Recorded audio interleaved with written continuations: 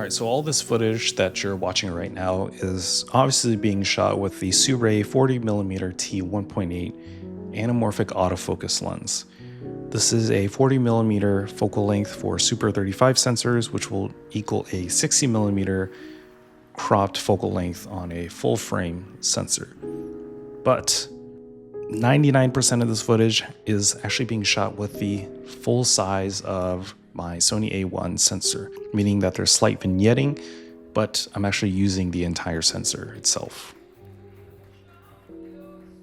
This lens comes in several different mounts, including the Sony E, Fuji X, Nikon Z, and Micro Four Thirds.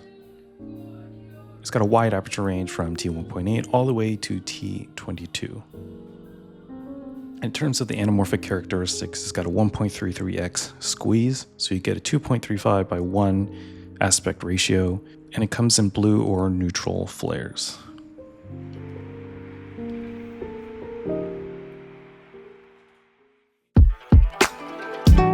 How's it going, guys? My name is Brian and I'm a videographer based in Brooklyn, New York, and I'm pretty excited to show off the Sirui 40mm T1.8 Anamorphic autofocus lens, which is a bit of a mouthful. This lens has already been out for 45 to 60 days, so you've probably seen a couple different YouTube reviews by now. They've actually released their second iteration, which is a wider focal length, which I might be able to do a review down the road, but I'm excited to show off what is arguably the first autofocus anamorphic lens to hit the market. I'm not an experienced anamorphic shooter. I've been shooting video and doing photography for quite some time, and I've delved into anamorphic a little bit, but I haven't used them for a lot of professional shoots or anything because I'm not comfortable with it. So it would be a little risky taking anamorphics onto something that I haven't really done before. So I think this lens is actually perfect for someone like myself who's a videographer, solo shooter, who doesn't have an AC focus puller on set. And I also don't like using like a crazy cage or rig while I'm going to all these different locations to shoot. So adding autofocus to an anamorphic lens made me really excited. I can finally test this out and see what I can get. As I mentioned before, this is a 40mm crop sensor or Super 35 sensor lens. You're getting the equivalent of a 60mm full frame focal length, but the image circle on this lens is actually big enough where I didn't need to crop. I think maybe by 1.1 in post-production to get rid of some of the vignetting, but I was surprised that this can get you a 40mm full frame focal length. Just for transparency, Sirui did send me this lens, but not in the traditional sense that you might be thinking with other YouTubers. I actually reached out to them. I was like pretty desperate to really get my hands on this. At the time, the lens wasn't in full production, so I actually reached out to them and said, hey, can I get my hands on this and test this out? Here's some other content I worked on. And they actually honestly were like, you know what, you're not a big time YouTuber, but we're gonna send you this lens and just try it out. Really fortunate, and thanks to Sirui for sending this lens to me. Let's look up at the body really quickly. This has a 77mm filter thread at the front. There's no lens hood like most Cine lenses don't. I added a step-up ring to get to 82mm. Most of my filters are in that size, but there's actually room to include a 80mm clamp-on matte box at the front. As for the rest of the body, you can see that it kind of looks like a standard Cine lens, but because this entire lens is electronic, everything is fly-by-wire or acceleration based. So I already have to warn you, if you like manual focusing on whether your regular Cine lenses or your autofocus photography lenses, it's going to be hard to recreate focus pulls. So if you're trying to pull from like 10 meters to 2 meters, depending on how fast you spin the lens will change the focus. And same thing goes for the aperture ring too. If you kind of twist it when the camera's off, you'll notice that your aperture is not changing. This is controlled electronically. The great thing is though that they left a switch to declick your aperture, so if you're changing exposure values on here, you won't be hearing the bumps or the hard stops.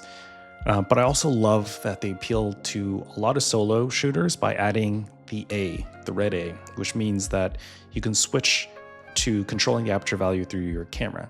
Also, you won't accidentally bump the aperture ring into a new aperture value because there's a hard stop when you switch all the way to the end.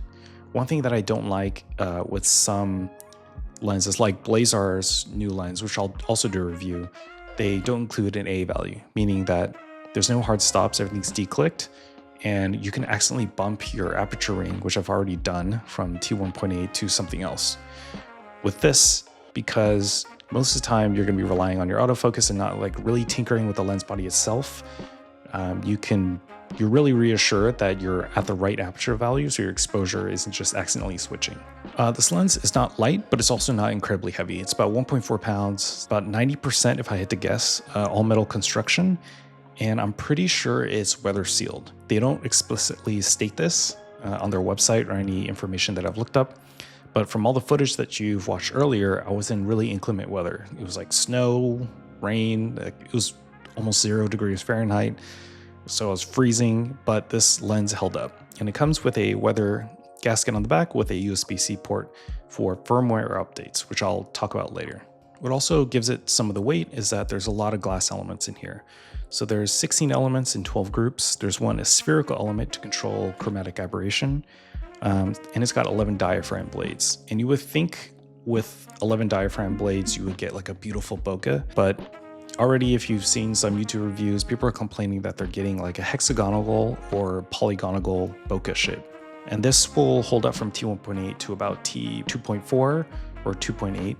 And then Sirui even advertises saying that you'll get the oval bokeh again once you start closing down your aperture.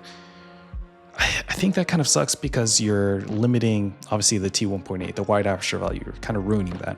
There's nothing wrong with shooting at more closed down, but if that polygonal bokeh distracts you, then I think this might be a little bit of a disappointing characteristic. I don't think outside of the video filmmaker world, when an audience is watching your film, if you're shooting something compelling, I don't think they'll care about the bokeh.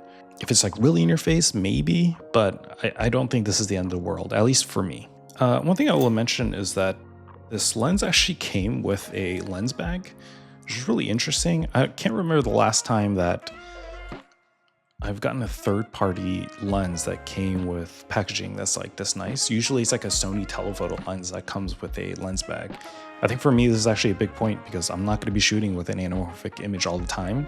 So it's nice to be able to stow this away without having to put it in like a Pelican hard case and just keep it in this lens bag. And then I can take it out whenever needed. Small thing, but I think it's a nice little touch, Sirui. So let's start off by talking about the image performance by talking about the autofocus. I've seen a lot of different reviewers saying that they had insane autofocus problems, and some not really mentioning it at all, saying like it was fine. That gives me a little bit of concern because then you're like, is there copy variation? Mine actually had a little bit of autofocus issues, but let me clarify. When I was shooting around in Brooklyn and it was like crazy snow and the autofocus was hunting, I kind of expected that. I think cameras don't understand like a squeezed anamorphic image. With my Sony A1, I ended up switching to manual focus for a lot of these like focus tracking shots. At the time, I wasn't sure if there's a firmware update. I just took the lens and I went out to go shoot. Eventually, I rented a Sony FX30, trying to see if, hey, maybe it actually isn't meant for full frame lenses. And I think the focus performs a little better on crop sensor cameras. I can't confirm that like scientifically, but I think my focus is a little bit more reliable. I will say then I checked for firmware updates. I updated the firmware, and then the autofocus performed generally well on my Sony A1. So I think there's probably a little bit of a combination. The firmware update helped the autofocus a ton. So if you're someone that used the lens early on, maybe in like February or January of this year, then you might have been disappointed with the autofocus, but now I think it's a little better. It still has the audible like focus motor grinding in there.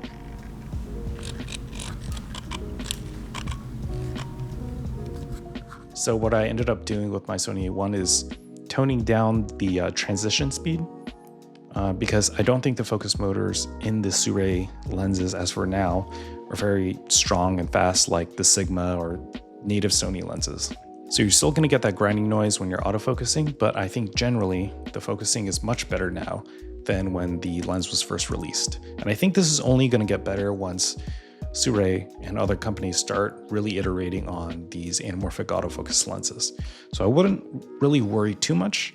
And I used the Sony FX30 with the Sirui lens on a corporate talking head, and it was super sticky. It was not losing the eye and face autofocus zones.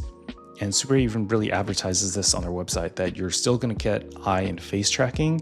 And to me, once I updated and I was using the FX30 post-update, it was really spot on. I never lost focus once. But I really got to note that when you pick up this lens, it's not going to act like a spherical lens. Like the camera just struggles when focusing through a squeezed image.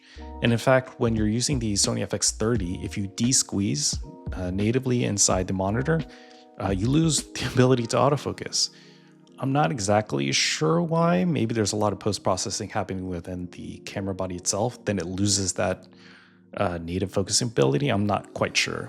I'm hoping that Sony in the future realizes that lenses like this are really going to hit the market and be plentiful. So you should probably add some sort of firmware update to make sure that your processors can handle a de-squeezed or squeezed image much better.